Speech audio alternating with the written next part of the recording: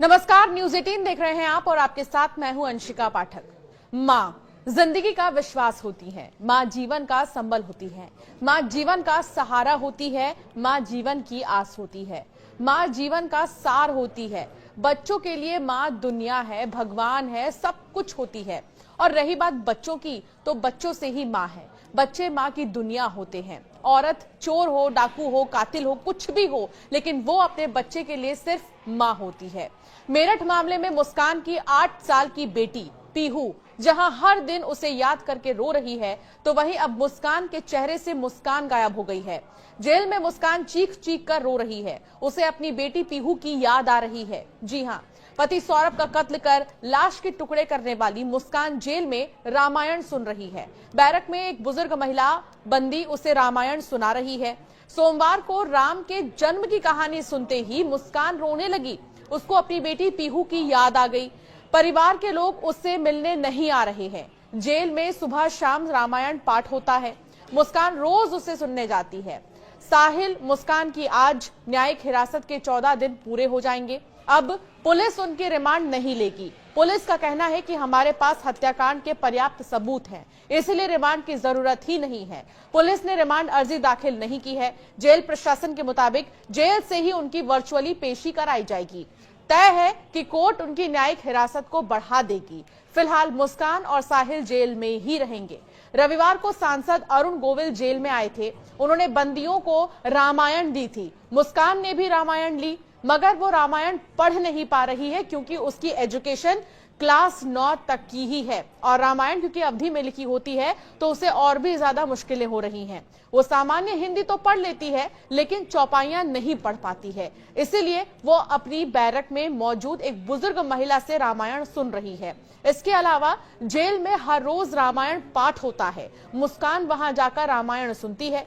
तो वहीं जेल सूत्रों के अनुसार जेल में मुस्कान को दूसरी बंदी महिला ने रामायण का बालकांड सुनाया। इसमें जैसे ही राम जन्म की कहानी आई, उसे सुनकर मुस्कान अपनी बेटी को याद करने लगी और चीख चीख कर रोने लगी।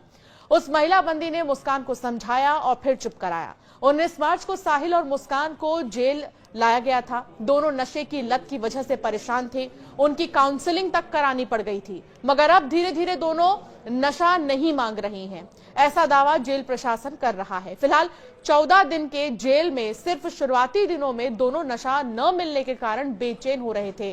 खाना नहीं खा रहे थे, सो नहीं रहे थे ठीक से और करवटें बदल रहे थे। उन्हें कुछ दवाइयां भी दी गई थी। अब दोनों अपनी अपनी बैरक में शांति पूर्वक बैठे रहते हैं। मुस्कान अब सिलाई कढ़ाई के लिए ट्रेनिंग ले रही है, जबकि साहिल खेत पर सब्जी की बुआई कर रहा है।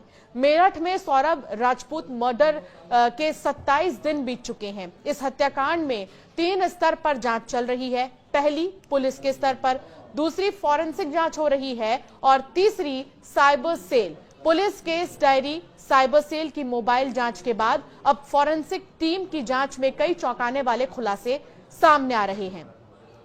एक तरफ जहां मुस्कान को अपनी गलती का पश्चाताप है, तो दूसरी तरफ अब मुस्कान रामायण सुनकर अपने किए पाप का प्रायश्चित करना चाह रही है। प्रायश्चित का अर्थ क्या होता है? मन, बुद्धि और कर्मों का शुद्धिकरण ही प्रायश्चित है।